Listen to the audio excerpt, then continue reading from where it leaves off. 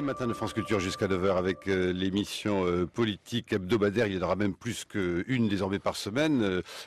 Comptage de temps du CSA oblige. Émission organisée bien sûr, rebonjour Hubert Huertas, avec la rédaction de France Culture. Nous sommes donc à J-40. 10 candidats sont sur la ligne de départ et nous leur donnerons à tous la parole, à eux-mêmes ou à l'un de leurs représentants. Programme, vision, regard sur ce que notre pays est, sur ce qu'il devrait être, sur ce qu'il sera. Ce sera notre menu des prochaines semaines. Et donc nous commençons ce matin avec une double tête d'affiche, contrastée s'il en est, puisque nous recevons d'abord Henri Guénaud. Bonjour Henri Guénaud.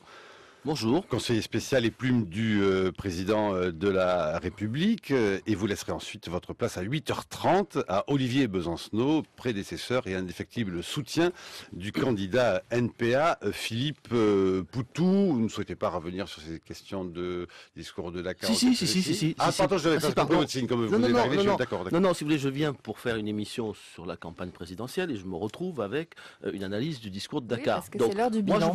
Moi, je veux bien qu'on consacre une émission au discours de Dakar.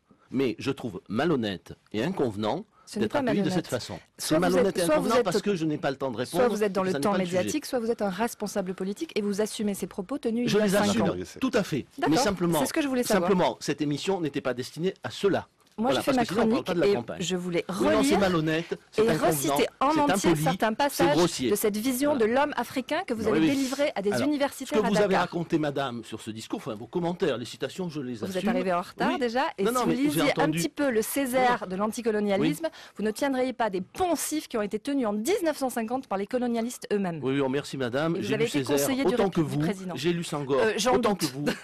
Mais vous en doutez. Mais voilà, ça c'est cette manie qu'ont les gens de votre espèce de considérer que tous ceux qui sont en désaccord, madame, que tous ceux qui sont en désaccord avec eux sont dans le camp du mal, sont incultes et sont des imbéciles. Voilà, moi je ne vous prends ni pour un inculte ni pour un imbécile. Je vous prends juste pour quelqu'un d'intellectuellement malhonnête. Voilà, je vous le dis en face. Alors, cela dit, vous avez oublié tout le passage sur la colonisation aussi dans le discours.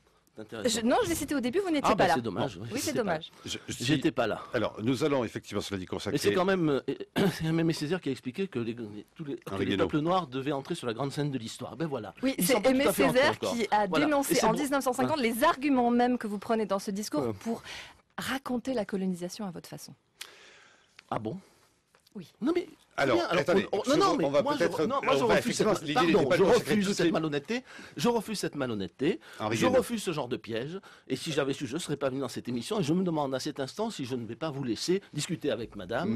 Non, mais c'est pas honnête.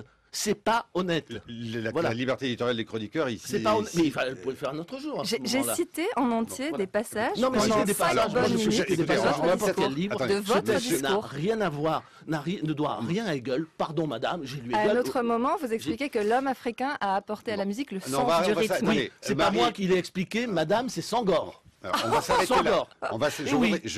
Je voudrais, s'il vous plaît, et qu'on s'arrête là. Sur le sens du rythme, Senghor a dit bien d'autres choses que vous ne citez pas dans ce discours. Du progrès, madame, c'est une invention occidentale du XVIIIe siècle. Voilà, qui est d'ailleurs remise en cause en Occident même. Je voudrais qu'on s'arrête là. Une idée que les Grecs ne connaissaient pas.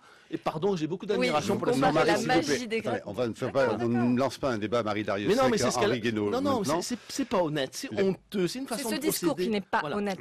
C'est vous qui êtes malhonnête. Je voudrais qu'on avance parce qu'il y a effectivement des sujets, d'autres sujets ô combien importants, évidemment. Ça peut vous faire ricaner, vous savez. Ce discours me fait vraiment rire. C'est pas un argument. Ce discours me fait beaucoup rire. Il est sur le site de l'Élysée, pour ceux qui veulent le lire. Oui, bien sûr.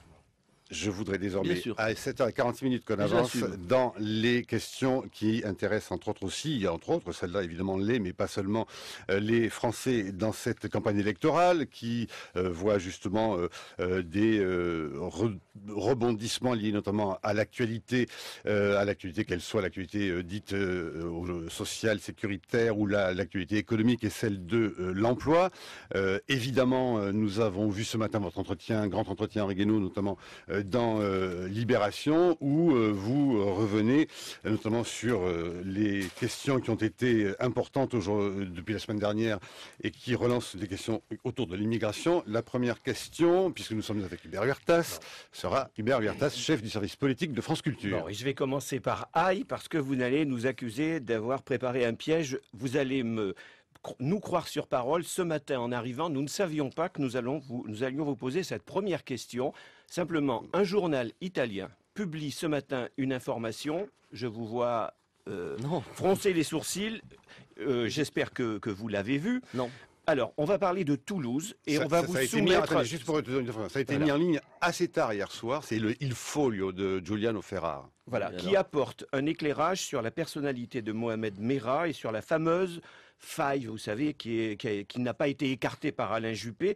Ce que dit ce journal italien, qui est en général assez crédible, journal berlusconien, d'intellectuels berlusconiens, on va dire, c'est que Merah serait un indique de la DGSE et que ce serait entre autres pour ça qu'il aurait pu entrer en Israël. Avez-vous entendu parler de cela? Non, je n'ai pas entendu parler de ça, ça me paraît abracadabrant et en tout état de cause, je ne peux pas commenter des informations que je découvre et sur lesquelles je n'ai aucune espèce de précision. Voilà, donc ce sujet est clos pour ce matin.